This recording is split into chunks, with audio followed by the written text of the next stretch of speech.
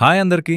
ఈరోజు మనం చూడబోయేది ఒక శ్రీమంతుడి నుంచి వ్యాపార ప్రస్థానంలో ఎలా ముందుకొచ్చాడో, తర్వాత ఎలా అనుకున్న దాన్ని అందుకోలేకపోయాడో ఆ కథ విజయ్ మాల్యా గురించి. ఆయన కథ చాలా స్ఫూర్తిదాయకమో, కొంత విషాదకరమో అయి ఉంటుంది. కాబట్టి శ్రద్ధగా చూడండి. విజయ్ మాల్యా పేరు వినగానే ఎవరో చిరునవ్వులతో ఓ పెద్ద వ్యాపారి కనిపిస్తాడని ఊహిస్తుంది. ఆయన గబ్బర్ సింగ్ జీవిత చరిత్ర కాదు కానీ విన్నపాలు చాలా ఉన్నాయి. విజయ్ మల్యా 1955 డిసెంబర్ 18న కోల్కతాలో జన్మించారు. తండ్రి Vithal Malya United breweries group స్థాపకుడు, ఒక విజయవంతమైన పారిశ్రామికవేత్త. విఠల్ మల్యా 1946 నుంచి 47 వరకు యునైటెడ్ బ్రూవరీస్ లిమిటెడ్లో వాటాలు కొనడం మొదలుపెట్టారు. 1947 వరకు ఆ కంపెనీలో మొదటి భారతీయ డైరెక్టర్ అయ్యారు. 1948 వరకు చైర్మన్ అయ్యారు. 1951లో మ్యాక్డౌవెల్ మరియు కంపెనీ లిమిటెడ్ను కూడా సొంతం చేసుకున్నారు. విజయ్ మల్యా కోల్కతాలోని లా మార్టినేర్ స్కూల్లో చదివారు. అక్కడ ఆయన హేస్టింగ్స్ హౌస్ కెప్టెన్గా ఎన్నికయ్యారు. తర్వాత సెయింట్ జేవియర్స్ కాలేజ్ కోల్కతా నుండి కామర్స్లో హానర్స్తో గ్రాడ్యుయేట్ అయ్యారు. 1983లో తండ్రి విఠల్ మల్యా అకాల మరణం తర్వాత కేవలం 27 నుంచి 28 వరకు సంవత్సరాల వయసులో విజయ్ మల్యా యూబీబీ గ్రూప్ చైర్మన్ బాధ్యతలు స్వీకరించారు. తండ్రి చాలా నిగర్వంగా, మీడియాకు దూరంగా ఉండేవారు. కానీ కొడుకు విజయ్ మల్యా అందుకు పూర్తి వ్యతిరేకి. ఆయన రంగురంగు జీవితం జీవించారు. మీడియా స్పాట్లైట్లో మెరిశారు.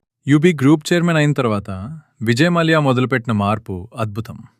కింగ్ఫిషర్ బీ బ్రాండ్ను ఒక లైఫ్ స్టైల్గా తయారు చేశారు. పెద్ద పెద్ద అడ్వర్టైజ్మెంట్లో Kingfisher calendar girls, formula 1 sponsorship, IPL cricket అన్నీ కింగ్ఫిషర్ పేరుతో మెరవటం మొదలుపెట్టాయి. 2000 ప్రారంభానికి కింగ్ఫిషర్ బీర్ ఇండియాలో అగ్రగామి బ్రాండ్ అయింది.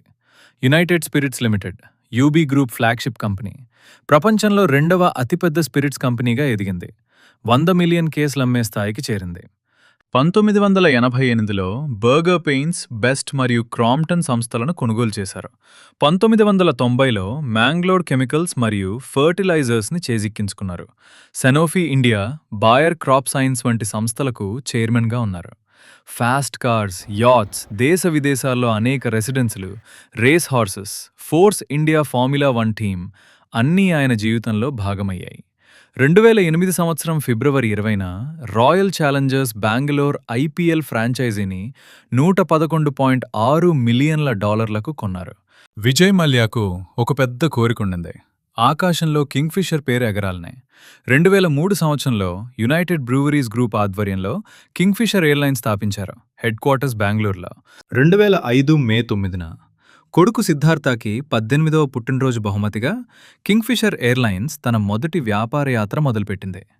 4 కొత్త ఎయిర్బస్ A32020 విమానాలతో ముంబై నుండి ఢిల్లీకి మొదటి విమానం దూసుకెళ్లింది. కింగ్ఫిషర్ ఎయిర్లైన్స్ మిగతా ఎయిర్లైన్ల మాదిరి కాదు. ఇది ఫ్లయింగ్ ప్యాలెస్ వంటిది.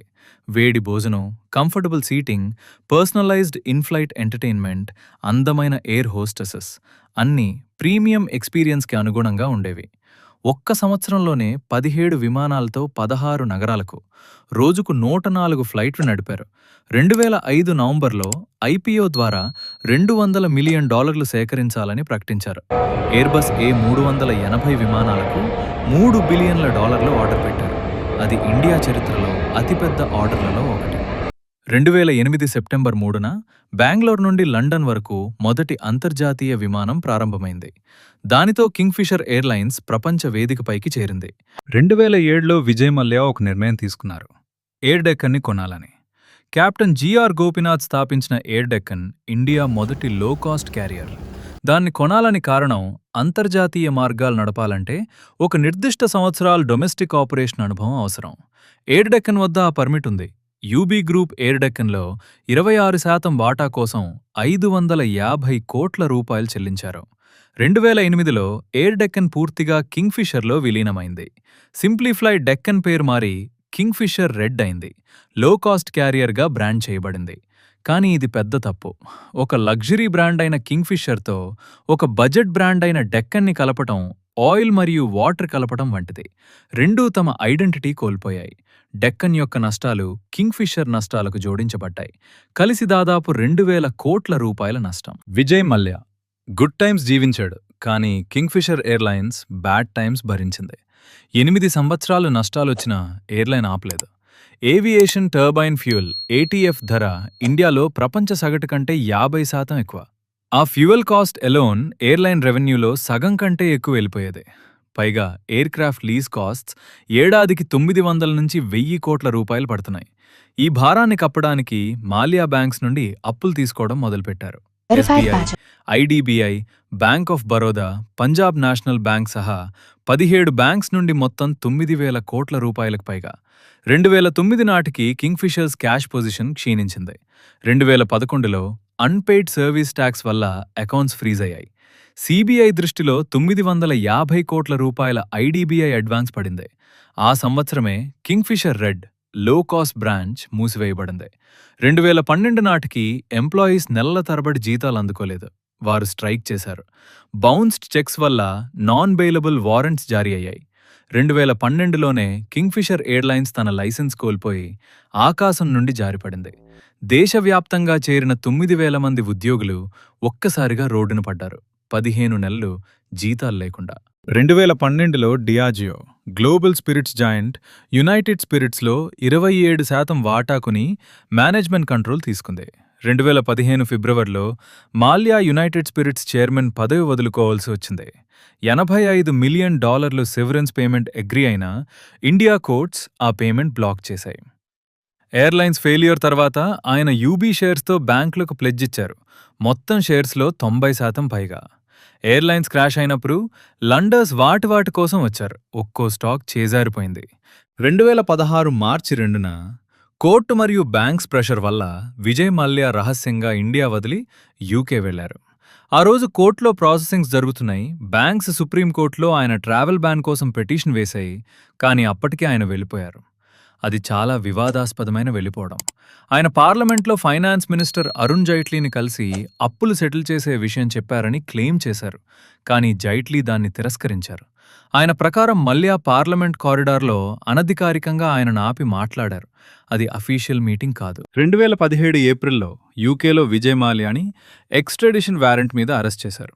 అప్పట్నుండి ఆయన బెయిల్ మీదున్నారు. 2018 డిసెంబర్లో యూకే కోర్ట్ ఆయన ఎక్స్ట్రాడిషన్కి అనుమతించింది. 2019 జులైలో లండన్స్ హైకోర్టుకి అపీల్. 2020 ఏప్రిల్లో హైకోర్టు అపీల్ తిరస్కరించింది. 2020 మేలో యూకే సుప్రీంకోర్టుకి ఫైనల్ అపీల్ వేశారు. అది తిరస్కరించబడింది. యూకే కోర్టు ఆయనకు కార్న్వాల్ టెర్రేస్లో ఉన్న 20 మిలియన్ పౌండ్ల ప్రాపర్టీ నుండి తన కొడుకు సిద్ధార్థ మరియు తల్లి లలిత్తో సహా వెళ్లిపోవాలని ఆదేశించింది. ఇండియాలో ఎన్ఫోర్స్మెంట్ డైరెక్టరేట్ మరియు సిబిఐ ఆయన యాసెట్స్ జప్తు చేయడం మొదలుపెట్టాయి. Real estate, aircraft, cars అన్నీ. 2019లో విజయ్ మాల్యాని ఫ్యూజిటివ్ ఎకనామిక్ ఒఫెండర్గా ఇండియా కోర్ట్స్ డిక్లేర్ చేశాయి. 2021 జూన్లో డెట్ రికవరీ ట్రైబ్యునల్ ఒక చారిత్రక నిర్ణయం తీసుకుంది. మాల్యా గ్రూప్ కంపెనీస్ వద్ద ఉన్న యునైటెడ్ బ్రూవరీస్లో 15% స్టేక్ని హైనికెన్కి 5,824.5 కోట్లకు అమ్మింది. దానితో హైనికెన్ వాటా 61.5%కి పెరిగింది. అంటే కింగ్ఫిషర్ బియర్ మాల్యా తండ్రి కాలం నుండి నిర్మించిన సంస్థ ఇప్పుడు మాల్యా చేతిలో లేదు. ఆయన దగ్గర ఇంకా 8.08% వాటా మాత్రమే మిగిలింది. బ్యాంక్స్ మొత్తం 9,000 కోట్ల రూపాయలలో సిగ్నిఫికెంట్ పోర్షన్ వసూలు చేశాయి. కానీ పూర్తి అమౌంట్ ఇంకా పూర్తి కాలేదు. 2025 జూన్లో 9 సంవత్సరాల నిశ్శబ్దం తర్వాత విజయ్ మాల్యా యూట్యూబర్ రాజ్ షమానీ యొక్క ఫిగరింగ్ అవుట్ పాడ్కాస్ట్లో మాట్లాడారు. ఆ పాడ్కాస్ట్ 2 కోట్లకు పైగా వ్యూస్ వచ్చాయి. ఆయన చెప్పింది, కింగ్ఫిషర్ ఎయిర్లైన్స్ విఫలమైంది. ఎందుకంటే government fuel policies, economic crisis మరియు ఒకేసారి అనేక వ్యతిరేక పరిస్థితులు కంబైన్ అయ్యాయి. నేను చోర్ని కాను, ఫ్యూజిటివ్ని. ఆయన కింగ్ఫిషర్ స్టాఫ్కి క్షమాపణ చెప్పారు. ఇండియా తిరిగి వస్తానని ఫెయిర్ ట్రయల్ గ్యారంటీ ఉంటే చెప్పారు. ఆయన వాదన, బ్యాంక్స్ తీసుకున్న యాసెట్స్ విలువ ఒరిజినల్ డెట్ కంటే రెట్టింపైంది. అది న్యాయంగా ఉందా అని. విజయ్ మల్యా కథ చాలా సంక్లిష్టమైనది. ఒక గొప్ప వ్యాపారి, ఒక విజనరీ, ఒక బ్రాండ్ బిల్డర్, అదే సమయంలో ఒక ఫ్యూజిటివ్, ఒక డిఫాల్టర్, ఒక విఫల్ ఎయిర్లైన్ ఓనర్. ఆయన కథ మనకు చాలా పాఠాలు నేర్పిస్తుంది. మొదటి పాఠం, బ్రాండ్ శక్తి ఉంటుంది, కానీ బిజినెస్ సెన్స్ లేకుండా బ్రాండ్ సర్వైవ్ చేయదు. కింగ్ఫిషర్ బియర్ ఈరోజు ఇండియా నెంబర్ 1 బియర్. మాల్యా వెళ్ళిపోయినా బ్రాండ్ మిగిలింది, కానీ ఎయిర్లైన్ మునిగిపోయింది. రెండో పాఠం: అప్పుల మీద అప్పులు తీసుకుని లగ్జరీ జీవించడం ఒక వ్యాపారాన్ని నాశనం చేస్తుంది. Mallya aircraft lease, staff salaries, fuel costs భరించలేకపోయారు, కానీ తన పర్సనల్ లైఫ్ స్టైల్ మాత్రం తగ్గించుకోలేదు. మూడో పాఠం: కన్ఫ్యూజ్డ్ ఐడెంటిటీ ప్రమాదకరం. లగ్జరీ బ్రాండ్ కింగ్ఫిషర్తో బడ్జెట్ ఎయిర్లైన్ డెక్కన్ని కలపడం రెండిటి కస్టమర్స్ని నిరాశపరిచింది. నాలుగవ పాఠం: అకౌంటబిలిటీ ముఖ్యం. 8 సంవత్సరాలు లాసెస్ వస్తున్నా ఎయిర్లైన్ నడుపుతూ ఎంప్లాయీస్ జీతాలు ఇవ్వకుండా బ్యాంక్స్ని మిస్లీడ్ చేస్తే ఆ కాన్సిక్వెన్సెస్ తప్పవు. ఐదో పాఠం: ఇండియాస్ లీగల్ సిస్టమ్ మెల్లగా అయినా చేస్తుంది. Insolvency and bankruptcy code, fugitive economic offenders act Mallya case నుండి పుట్టుకొచ్చిన చట్టాలు. ఆయన కేసు ఫ్యూచర్ డిఫాల్టర్స్కి వార్నింగ్. మనిషి జీవితంలో ఎంత గొప్పగా మొదలైందైనా ఆడిన ఆటలో తమ మితాన్ని నిబట్టుండాలి.